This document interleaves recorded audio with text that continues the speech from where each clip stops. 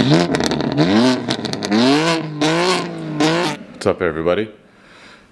Just got the tires and wheels in for the E36 today. As you can see behind me, I got some D-Force wheels. Let's check them out. Alright, so I got these via ECS, which they actually had the best deal on shipping. No fault to Turner. Their shipping was just $100 more. 17-inch by 9 square setup. We're gonna throw these bad boys on the E36 project track car. And then we got the Toyo Proxes, or are they Proxes? Yeah, Proxes, the R888R. Got these from Tire Rack.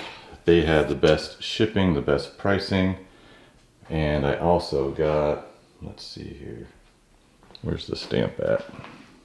Here we go.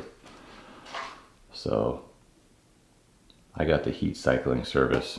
So they've already been heat cycled before they were shipped out. Add a little bit of life into them. So taking these to the tire shop right now.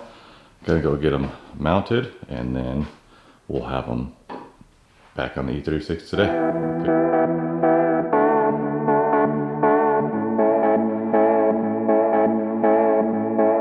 Thanks for watching.